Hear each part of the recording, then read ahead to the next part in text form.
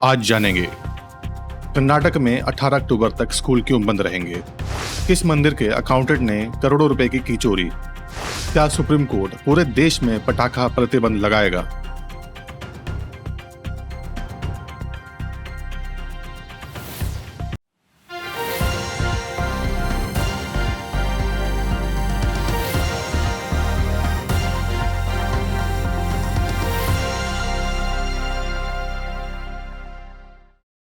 नमस्कार, आप देख रहे हैं आज की बड़ी खबरें। आइए नजर डालते हैं देश और दुनिया की ताजा सुर्खियों पर। Royal Swedish academy of sciences ने 2025 का रसायन विज्ञान नोबेल पुरस्कार जापान के सुसुमा कितागवा, ऑस्ट्रेलिया के रिचर्ड रॉबर्टसन और अमेरिका के उमर एम यगी को मेटल ऑर्गेनिक फ्रेमवर्क के विकास के लिए प्रदान किया है। इन तीनों वैज्ञानिकों ने एक नए प्रकार का आणविक आर्किटेक्चर विकसित किया है, जिसमें बड़े गुहाएं हैं जहां अणु प्रवाहित हो सकते हैं। इस खोज का उपयोग रेगिस्तानी हवा से पानी निकालने, जल से प्रदूषकों को हटाने और कार्बन डाइऑक्साइड को पकड़ने में किया जा सकता है। प्रधानमंत्री नरेंद्र मोदी ने नवी मुंबई अंतर्राष्ट्रीय हवाई अड्डे के पहले चरण का उद्घाटन किया है। 19,650 करोड़ रुपए की लागत से निर्मित यह भारत की सबसे बड़ी ग्रीनफील्ड एयरपोर्ट परियोजना है। 1160 हेक्टेयर में फैला यह हवाई अड्डा प्रति वर्ष 9 करोड़ यात्रियों को संभाल सकेगा। पीएम मोदी ने कहा कि यह एशिया का सबसे बड़ा कनेक्टिविटी हब होगा। घरेलू उड़ानें जल्द शुरू होंगी, जबकि अंतर्राष्ट्रीय उड़ानें दिसंबर से शुरू होने की उम्मीद है। ब्रिटेन के प्रधानमंत्री कीर स्टारमर मुंबई पहुंच गए हैं और यह उनकी पहली आधिकारिक भारत यात्रा है। वे अपने साथ ब्रिटेन का अब तक का सबसे बड़ा व्यापारिक प्रतिनिधिमंडल लेकर आए हैं। कल राजभवन में प्रधानमंत्री मोदी से उनकी द्विपक्षीय वार्ता होगी। दोनों नेता ग्लोबल फिटनेस फेस्ट में भी भाग लेंगे। भारत ब्रिटेन व्यापक आर्थिक और व्यापार समझौते पर चर्चा होगी। प्रधानमंत्री मोदी ने ट्विटर पर स्टारमर को स्वागत करते हुए कहा कि वे दोनों देशों को मजबूत और समृद्ध भविष्य की दिशा में काम करते हुए देखना चाहते हैं। हरियाणा के अपर पुलिस महानिदेशक वाई पूरन कुमार ने अपने चंडीगढ़ स्थित आवास में गोली मारकर आत्महत्या कर ली। आत्महत्या से पहले उन्होंने अपनी पत्नी को 15 बार फोन किया था, जो सीएम के साथ जापान में आधिकारिक दौरे पर थीं। 8 पेज के सुसाइड नोट में उन्होंने 8 आईपीएस और 2 आईएएस अधिकारियों के नाम लिए हैं और मानसिक उत्पीड़न का आरोप लगाया है। नोट में जातिगत भेदभाव और पक्षपातपूर्ण वार्षिक गोपनीय रिपोर्ट का जिक्र है। फोरेंसिक टीम ने जांच शुरू की है। कर्नाटक के मुख्यमंत्री सिद्धारमैया ने जाति सर्वेक्षण को पूरा कराने के लिए 8 से 18 अक्टूबर तक सभी सरकारी और सहायता प्राप्त स्कूलों में छुट्टी की घोषणा की है। सामाजिक और शैक्षणिक सर्वेक्षण 12 सितंबर से शुरू हुआ था और 7 अक्टूबर को समाप्त होना था। कोपल जिले में 97% काम पूरा हो गया है, जबकि दक्षिण कन्नड़ और उडुपी में केवल 63% और 60% काम हुआ है। सर्वेक्षण कार्य में लगे 3 कर्मचारियों की मृत्यु हो गई है। उनके परिवारों को 20-20 लाख रुपए मुआवजा दिया जाएगा। बिहार विधानसभा चुनाव से पहले कांग्रेस विधायक मुरारी प्रसाद गौतम ने चेनारी सीट से इस्तीफा दे दिया है। विधानसभा अध्यक्ष ने इस्तीफा स्वीकार कर लिया है। गौतम 2020 में कांग्रेस के टिकट पर चुने गए थे और महागठबंधन सरकार में मंत्री भी रहे थे। फरवरी 2024 में नीतीश कुमार के एनडीए में वापस के समय वे सत्ता पक्ष के साथ चले गए थे। अब अटकलें लगाई जा रही हैं कि वे भाजपा में शामिल हो सकते हैं और चेनारी से भाजपा का टिकट मिल सकता है। प्रधानमंत्री नरेंद्र मोदी ने नई दिल्ली के यशोभूमि में इंडिया मोबाइल कांग्रेस 2025 के 9वें संस्करण का उद्घाटन किया है। यह एशिया का सबसे बड़ा दूरसंचार मीडिया और प्रौद्योगिकी कार्यक्रम है। इस वर्ष का विषय इनोवेट टू ट्रांसफॉर्म है। पीएम मोदी ने स्वदेशी 4G स्टैक के लॉन्च को एक बड़ी उपलब्धि बताया है। 8 से 11 अक्टूबर तक चलने वाले इस कार्यक्रम में 150 से अधिक देशों से 1.5 लाख आगंतुकों के आने की उम्मीद है। दिल्ली में बिहार कांग्रेस की मुख्य चुनाव समिति की बैठक में 25 सीटों पर उम्मीदवारों के नाम को अंतिम रूप दे दिया गया है। पार्टी के प्रदेश अध्यक्ष राजेश राम ने कहा है कि 2020 के चुनाव में जीते सभी विधायकों को फिर से टिकट दिया जाएगा। महागठबंधन में सीट बंटवारे को लेकर खींचतान जारी है। कांग्रेस का यह कदम राजद पर दबाव बनाने की रणनीति है। स्क्रीनिंग कमेटी जिन सीटों पर मुहर लगाएगी वही सीटें कांग्रेस लड़ेगी। सुप्रीम कोर्ट ने दिल्ली एनसीआर में पटाखा प्रतिबंध मामले को 10 अक्टूबर को सुनने का फैसला किया है। मुख्य न्यायाधीश BR गवई की अध्यक्षता वाली पीठ को बताया गया है कि मामला एनसीआर में पटाखों की बिक्री और उपयोग पर जारी प्रतिबंध से संबंधित है। निर्माताओं की ओर से पेश वरिष्ठ अधिवक्ता बलबीर सिंह ने कहा कि अगले सप्ताह दिवाली है और इसलिए शुक्रवार को सुनवाई हो। कोर्ट ने पहले समझाया था कि अगर पटाखा प्रतिबंध लगाना है तो पूरे देश में लगाना चाहिए, न कि सिर्फ दिल्ली एनसीआर में।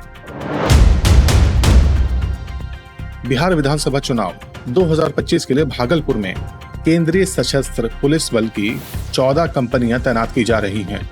अब तक 10 कंपनियां पहुंच चुकी हैं और बाकी 4 कंपनियां 1-2 दिन में आने वाली हैं। जिला निर्वाचन अधिकारी डॉक्टर नवल किशोर चौधरी और वरिष्ठ पुलिस अधीक्षक हृदयकांत की संयुक्त अध्यक्षता में बैठक हुई। सभी अनुमंडल अधिकारी और प्रखंड विकास अधिकारी को फ्लैग मार्च के लिए क्षेत्र चिन्हित करने के निर्देश दिए गए हैं। स्वतंत्र, निष्पक्ष और शांतिपूर्ण चुनाव के लिए व्यापक सुरक्षा व्यवस्था की जा रही है। सुप्रीम कोर्ट ने ओबुलापुरम माइनिंग कंपनी मामले में JSW स्टील और उसके अधिकारियों के खिलाफ चल रही मनी लॉन्ड्रिंग कार्रवाई को रद्द करने से इनकार कर दिया है। न्यायमूर्ति ऑगस्टीन जॉर्ज मसीह की पीठ ने कहा है कि वैधानिक प्रक्रिया को अपना तार्किक अंत तक पहुंचने देना चाहिए। मामला G जनार्दन रेड्डी के स्वामित्व वाली OMC से संबंधित है। JSW ने बैंक खातों से 33.80 करोड़ रुपए निकाले थे, जिन्हें ईडी ने संलग्न किया था। भारतीय रिजर्व बैंक की मौद्रिक नीति समिति ने रेपो दर को 5.5% पर अपरिवर्तित रखने का फैसला किया है। यह लगातार दूसरी बार रेपो रेट में कोई बदलाव नहीं किया गया है। RBI ने वित्त वर्ष 2025-26 के लिए GDP वृद्धि दर का अनुमान बढ़ाकर 6.8% कर दिया है। महंगाई दर का अनुमान घटाकर 2.6% किया गया है। गवर्नर संजय मल्होत्रा ने कहा कि मौद्रिक नीति का रुख तटस्थ बना रहेगा। यह निर्णय अमेरिकी शुल्क वृद्धि और GST सुधारों के बाद लिया गया है। पंजाब सरकार ने पुलिस विभाग में बड़े पैमाने पर प्रशासनिक फेरबदल करते हुए 132 उप पुलिस अधीक्षकों के तबादले किए हैं। यह निर्णय कानून व्यवस्था में सुधार और बेहतर प्रशासन के लिए लिया गया है। तबादले के आदेश तत्काल प्रभाव से लागू हो गए हैं। राज्य सरकार का यह कदम पुलिस विभाग में नई ऊर्जा लाने और प्रभावी कार्य प्रणाली सुनिश्चित करने की दिशा में है। इससे विभिन्न जिलों में सुरक्षा व्यवस्था में सुधार की उम्मीद है।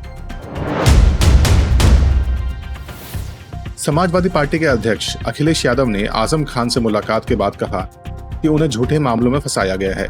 अखिलेश यादव ने आरोप लगाया है कि आजम खान के साथ राजनीतिक बदला लिया जा रहा है। उन्होंने कहा कि न्याय व्यवस्था में पक्षपात हो रहा है। समाजवादी पार्टी के वरिष्ठ नेता आजम खान कई मामलों में जेल में है। अखिलेश यादव ने सरकार पर आरोप लगाया है कि विरोधी नेताओं को परेशान करने के लिए फर्जी मामले बनाए जा रहे हैं। मध्य प्रदेश के मुख्यमंत्री मोहन यादव ने दिल्ली में केंद्रीय गृह मंत्री अमित शाह से मुलाकात की है। इस मुलाकात में राज्य की विकास परियोजनाओं और केंद्रीय योजनाओं के क्रियान्वयन पर चर्चा हुई। मुख्यमंत्री ने राज्य की कानून व्यवस्था और सुरक्षा स्थिति की भी जानकारी दी। बैठक में नक्सल प्रभावित क्षेत्रों में विकास कार्यों को तेज करने पर भी बात हुई। केंद्र सरकार से राज्य की विभिन्न परियोजनाओं के लिए अतिरिक्त धन की मांग की गई है। उत्तर प्रदेश के मुख्यमंत्री योगी आदित्यनाथ ने अयोध्या स्थित राम जन्मभूमि मंदिर में पूजा अर्चना की है। मुख्यमंत्री ने भगवान राम की प्रतिमा के सामने विशेष प्रार्थना की और मंदिर के विकास कार्यों की समीक्षा भी की। उन्होंने कहा कि राम जन्मभूमि मंदिर भारतीय संस्कृति और अध्यात्म का प्रतीक है। मंदिर परिसर में चल रहे विकास कार्यों को समय पर पूरा करने के निर्देश दिए गए हैं। योगी आदित्यनाथ ने श्रद्धालुओं के लिए बेहतर सुविधाओं की व्यवस्था करने पर भी जोर दिया है। बेंगलोर में मतदाता सूची में हेराफेरी के आरोप को लेकर सुप्रीम कोर्ट में 13 अक्टूबर को सुनवाई होगी। याचिकाकर्ताओं का आरोप है कि मतदाता सूची में व्यापक पैमाने पर गड़बड़ी की गई है। कई फर्जी मतदाताओं के नाम जोड़े गए हैं, जबकि वास्तविक मतदाताओं के नाम हटाए गए हैं। चुनाव आयोग से इस मामले में स्पष्टीकरण मांगा गया है। यह मामला कर्नाटक की राजनीति में बड़ा मुद्दा बन गया है। विपक्षी दलों ने चुनाव की निष्पक्षता पर सवाल उठाए हैं। हिमाचल प्रदेश सरकार ने दिवाली से पहले दिहाड़ीदारों, आउटसोर्सर्स कर्मियों, शिक्षकों और मिड डे मील वर्करों सहित विभिन्न श्रेणियों के कर्मचारियों का मानदेय बढ़ाया है। यह फैसला त्योहारी सीजन को देखते हुए लिया गया है। मुख्यमंत्री सुखविंदर सिंह सुक्खू ने कहा कि निर्णय राज्य के श्रमिकों के कल्याण के लिए लिया गया है। मानदेय वृद्धि से हजारों परिवारों को फायदा होगा। सरकार ने वादा किया है कि भविष्य में भी श्रमिकों के हितों का ध्यान रखा जाएगा। भारतीय बहुदलीय संसदीय प्रतिनिधिमंडल संयुक्त राष्ट्र महासभा में भाग लेने के लिए न्यूयॉर्क पहुंचा है। प्रतिनिधिमंडल में विभिन्न राजनीतिक दलों के सांसद शामिल हैं, जो संयुक्त राष्ट्र के विभिन्न सत्रों में भारत का प्रतिनिधित्व करेंगे।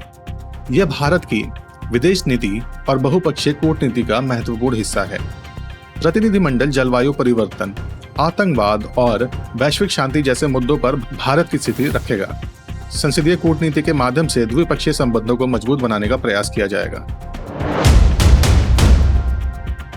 प्रसिद्ध पंजाबी गायक राजवीर जावदा का मोहाली के फोर्टिस अस्पताल में निधन हो गया। 27 सितंबर को सड़क दुर्घटना में गंभीर रूप से घायल हुए जावदा का इलाज चल रहा था। उनकी रीढ़ की हड्डी में गंभीर चोट आई थी और मस्तिष्क भी क्षतिग्रस्त हो गया था। सुबह 10:55 पर उन्होंने अंतिम सांस ली। मुख्यमंत्री मान और कई राजनेताओं ने शोक व्यक्त किया है। राजवीर जावदा के गानों की पंजाब में बहुत लोकप्रियता थी। पंजाबी संगीत जगत के लिए यह बड़ी क्षति है। Federation of all India medical association ने स्वास्थ्य मंत्रालय से मध्य प्रदेश में हुई मौतों के संबंध में केंद्रीय समिति गठित करने की मांग की है। संगठन का कहना है कि कफ सिरप से बच्चों की मौत के मामले में व्यापक जांच की जरूरत है। केंद्रीय स्तर पर विशेषज्ञ समिति गठित कर दवाओं की गुणवत्ता और सुरक्षा मानकों की समीक्षा होनी चाहिए।